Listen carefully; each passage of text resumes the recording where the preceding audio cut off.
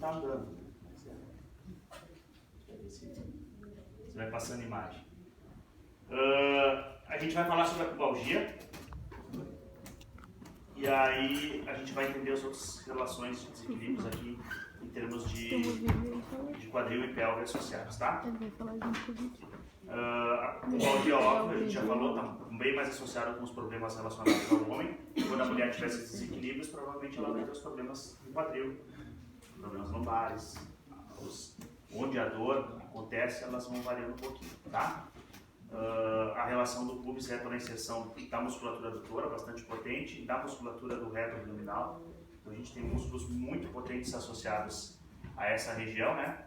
E aí quando associado a algum desequilíbrio e ainda mais a uma atividade esportiva que exija bastante, a gente potencializa o surgimento dessa patologia. Os esportes principais são sempre descritos, são o futebol, né? Eventualmente existem algumas situações como o tênis, e algumas situações como esquiadores também. Essas atividades onde a gente tem que fazer bastante deslocamento lateral associado com arranque e potência, né? Esse foi um paciente meu, ele tinha uns 45 anos, tinha tido um problema de pubalgia anteriormente, e quando veio tratar ele já tinha esse raio-x ali. Então, a gente vê que existe bastante osteófitos e processo de artrose já no pubis, né? Então a gente já tem um processo de degeneração associado. Isso é para a gente lembrar que a pubalgia, a maioria delas vem de início insidioso, o cara vai ter uma dorzinha que começa a piorar com a passagem do tempo, e aí no início limita, após uma atividade física fica um pouco dolorido, e aí depois, quando ele já faz atividade física, incomoda, mas ele aquece e vai, daqui a pouco ele já não consegue mais chutar uma bola, já tem limitações, e daqui a pouco para ele espirrar, para ele levantar durante a noite e mexer a coberta com a ponta do pé, trancou, vai doer, tudo já incomoda, né? E dentro desse processo degenerativo nós temos, claro, associado às tendinoses, que são as tendinoses dos adutores, do reto abdominal, toda essa musculatura de tecido mole que se insere nessa região. Vão ser causadoras dos processos de dor, né? Então é só para lembrar vocês que uma pubalgia a gente não resolve com uma infiltração e com ultrassom, alongamentos tibiais e TNS em 2 semanas. Ela já de cara é uma patologia de início insidiosa. Ela está associada com os problemas de oses, tendinoses. Então, ela não vai ser resolvida a curto prazo. E esse já é o erro que se faz em todo o clube. Já trata o cara, quando alivia um pouco o sintoma, volta a jogar. O que acontece? Ele volta a sentir dor novamente.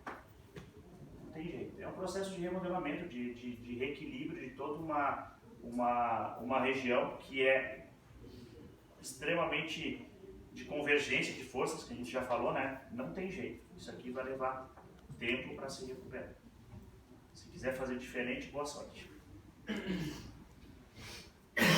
Tenta.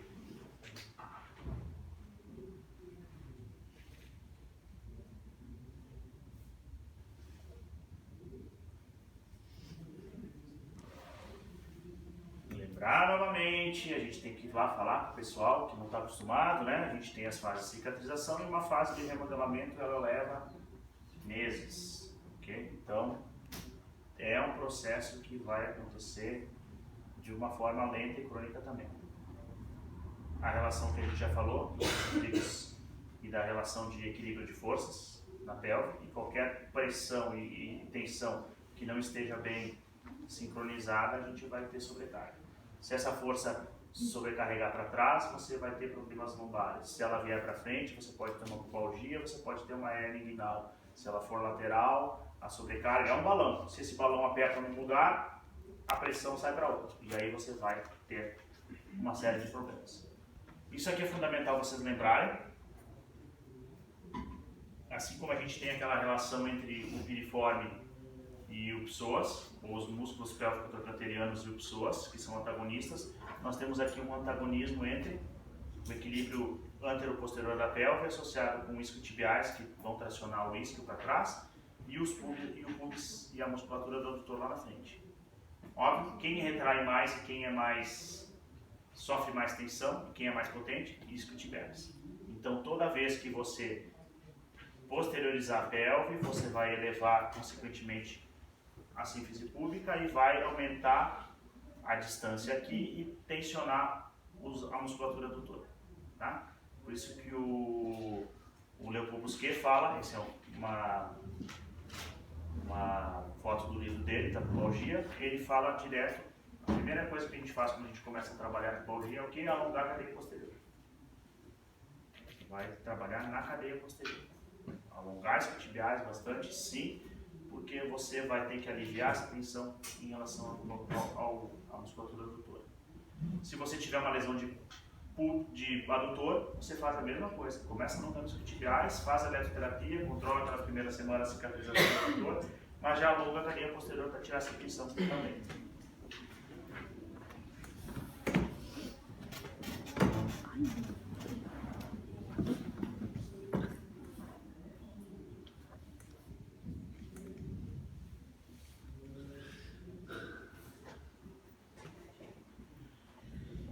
Em relação aos desequilíbrios laterais, a gente tem do core, né, que a gente chama o sistema de pressão, de estabilização que joga a pressão anterior. A gente tem sempre uma cadeia cruzada entre o diafragma e o psoas. A gente já associou grandemente nessas questões, né? Então, eles vão se fixar todos na tórax lombar, vão se fixar lá em T11, T12, L1, L2 diafragma, L1, L2, L3, L4 psoas. Então, eles na verdade têm expansões faciais que conectam e que ligam intimamente um com o outro, ok? Então, eles na relação de equilíbrio de pressão da região abdominal e pélvica, eles estão bastante associados. E a liberdade deles é importantíssima, já falou várias vezes. Psoas e diafragma são muito globais, né? Eles influenciam de uma forma bastante intensa. Então, você avalia previamente eles para ver se tem retração, se tem diferença de um para o outro. Você vai trabalhar, tanto nas pubalgias, tanto nos problemas de quadril, que vão gerar rotação interna, que são um grande problema do quadril e que vão gerar valgismo e que vão gerar um problema lá na patela femoral, por exemplo, né? E também podem gerar um pé plano e aí gerar problemas a nível de pé e tornozelo também, né? Nosso corpo tem, pelo menos nessa região, a gente não vai entrar nas relações de membro inferior, 5 diafragmas. A função do diafragma é isolar uma hemicúpula. A função do diafragma não é respirar. A gente não associa diafragma com respiração. Não é isso que faz com que ele seja um diafragma. Se você já trabalhar com fotografia alguma vez na vida, você vai ver que as lentes têm, e a câmera tem diafragma.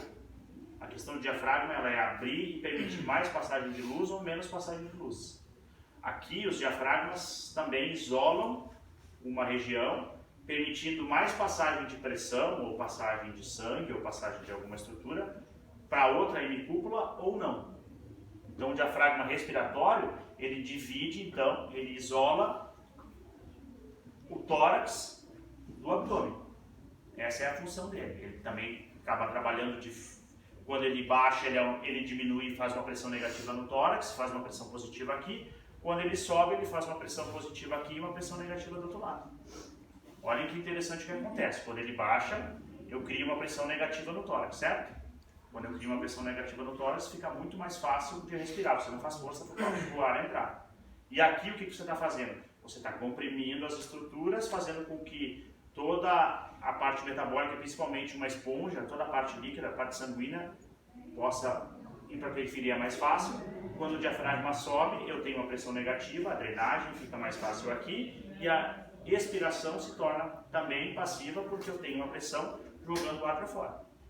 Então ele faz um gradiente de pressão em pelo menos 2 estruturas.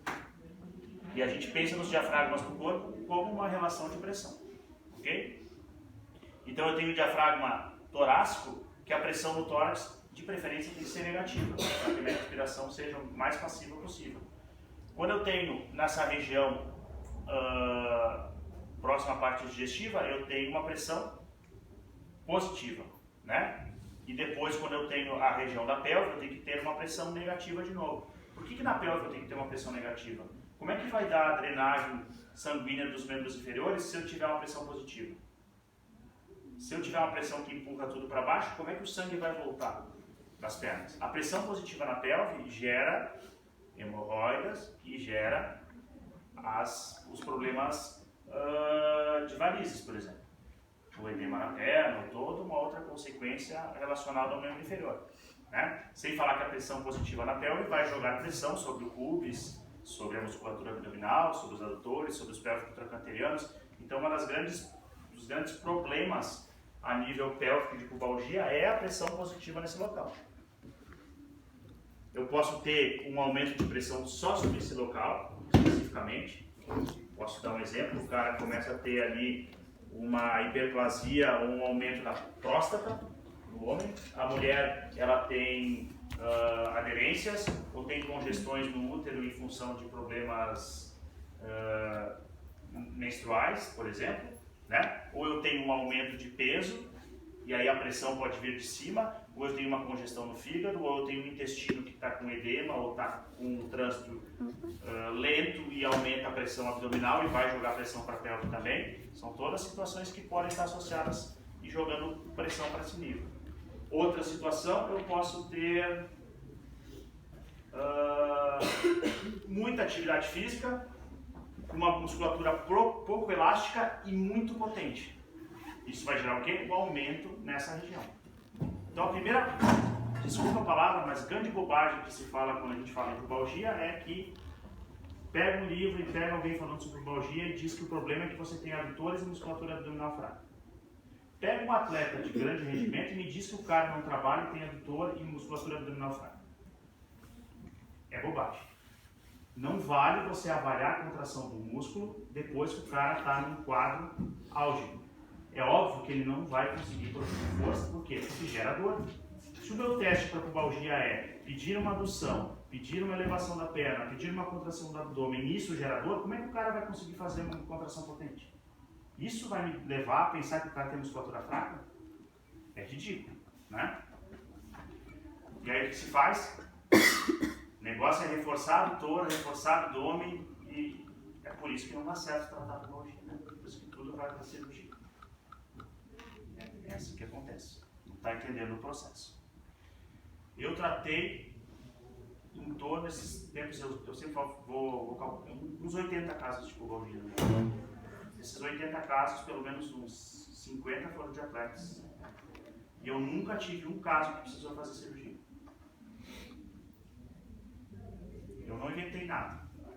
Busquei que ajudou, a osteopatia ajudou um pouco aqui. Eu me lembro que tem o Alexandre Novotny, que é um fisioterapeuta da SONAF, que foi presidente da SONAF, que eu conhecia há muito tempo atrás, né, porque eu estava na faculdade ainda, fiz estágio com ele. E quando eu fui começar a trabalhar, que eu montei minha clínica em Bento e peguei o primeiro atleta de pubalgia, eu me lembro que eu liguei para ele, falei, Alexandre, tu já deu um curso de pubalgia, tu tem aquele protocolo que tu faz, não sei o que e tal? Tem. Aí ele pegou e me mandou por fax. Eu tinha um protocolozinho assim, que fazer mais ou menos, por fax. Aí eu passava para os alunos, e como eu sou muito caprichoso, eu só faço essas coisas quando tem que fazer uma palestra, senão vocês conhecem. Eu tinha uma fotinho do fax e eu botava na aula. Assim. Aí uma vez uma aluna disse assim, professor, eu digitei esse negócio, deixei digitadinho assim, ó, toma pra ti, pode botar na aula. Fica menos feio, fica mais bonitinho. Tipo, obrigado. Né? Eu sou sempre assim, o efeito é o mesmo, você lê no fax ou lê na coisa, eu não estou preocupado se parece bonito ou feio. O negócio é ser prático. E aí me deram e aí eu usava isso. Daí depois quando eu fiz esse vídeo para palestra, aí eu larguei também aquilo e uso outras coisas. Mas assim vai ser. Então eu comecei a trabalhar, a primeira situação foi com a base do que ele falava ali em relação ao tratamento de pulso. Certo? Então, a relação de pressão é importantíssima. E aí a primeira coisa, a gente pode identificar onde estão essas diferenças de pressões, mas eu também posso tentar liberar o máximo possível esses diafragmas. Pelo menos tirar a atenção sobre eles. Se eu não consigo tirar a atenção da pressão, eu vou ter que trabalhar sobre esses diafragmas também. Né? A gente tem um outro diafragma céfico-torácico, que é da pleura pulmonar, com os escalenos, com a primeira costela, com clavícula, com escápula, isolam essa região. Depois eu tenho um outro diafragma que é do osso ióide, da musculatura ióide, que vai fazer a pressão da cervical. Depois eu tenho a tenda do cerebelo, que vai diferenciar a pressão intracraniana, a pressão do crânio para da cervical e da cabeça, né? Tanto que a gente não tem problemas de hipertensão intracraniana. Se a gente não tivesse um diafragma, essa pressão podia dissipar pelo corpo. Não, você tem um diafragma que está isolando isso, e aí quando a pressão intracraniana aumenta, em edemas, em outros processos, aí tem que fazer processos de cirurgia, abrir, drenar, diminuir a pressão intracraniana, e você vai a óbito. E é porque você tem algum diafragma que está isolando essa pressão lá naquele local. Né? Então a gente tem que pensar nessas situações também.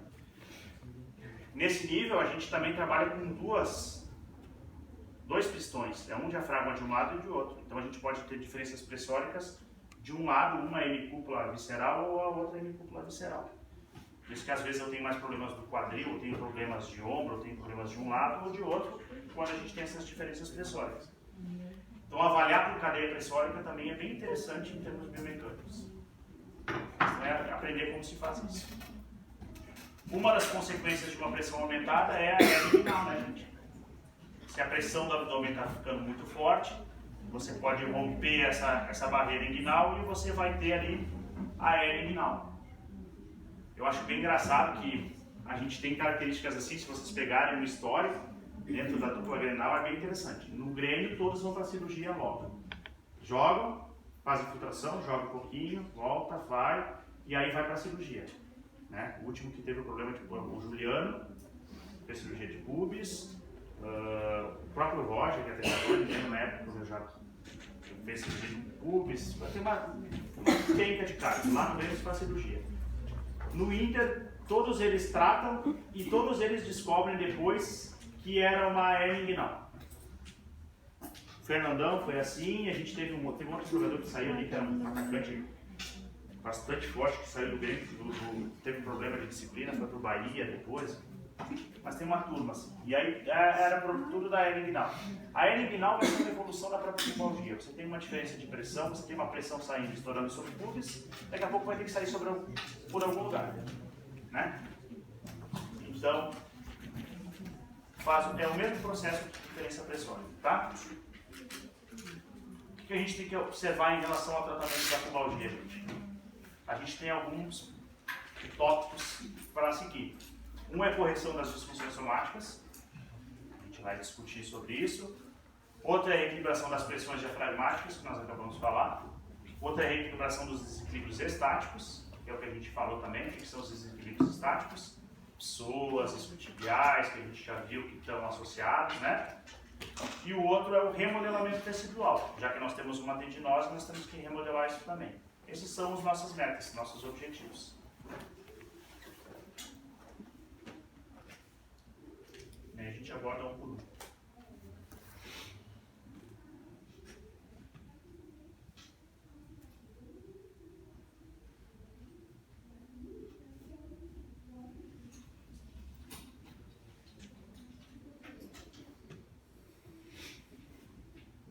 Então, em relação às disfunções somáticas, eu não vou explicar para vocês o que é uma disfunção somática, nós podemos pular isso, né? O pessoal lá não sabe bem. Vocês já tiveram aula, vocês já sabem a relação de todos os tecidos do corpo, que é uma perda de mobilidade de qualquer tecido do corpo. Essa perda de mobilidade vai gerar uma série de desequilíbrios e sobrecargas, né? Então a gente está avaliando as perdas de mobilidade e recuperando a mobilidade de qualquer tecido, seja entre a face, seja deslizamento neural, seja articular, pele, visceral, vascular. A gente vai estar trabalhando sobre todos esses aspectos. Aqui só a relação facial, né, que preenche todos os tecidos, permite o deslizamento. O legal de ver da face é a vascularização, a drenagem linfática, como ela leva líquido para uma região, como ela pode facilitar estendendo uma parte vascular e facilitando a vascularização ou retraindo esse processo vascular e deslizamento de um tecido para outro. Quando isso começa a se limitar, lascou, né? Você já tem contratura reflexa, você tem menos drenagem, você tem menos vascularização, você tem menos resistência muscular, você vai ter contraturas, você vai começar a ter processos de deformidade, artroses, tendinoses e uma série de outras situações. Né?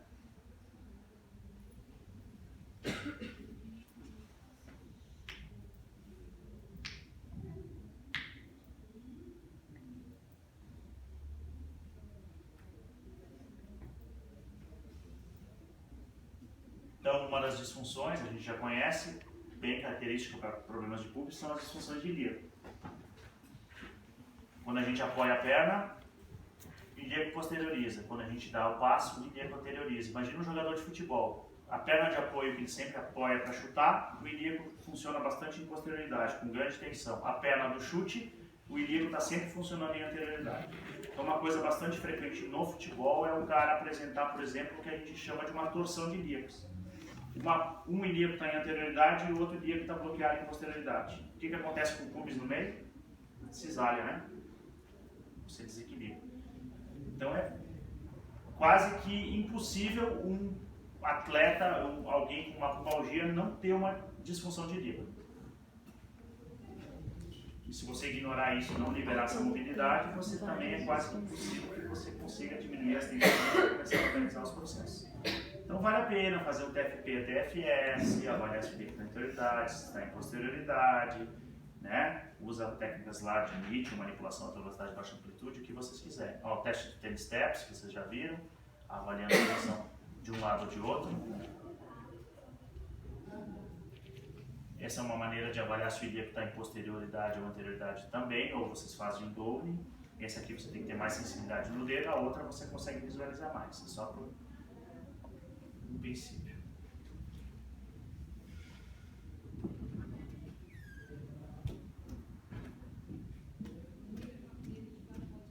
Aí os exemplos lá para o pessoal saber como é que se trata o ilíaco.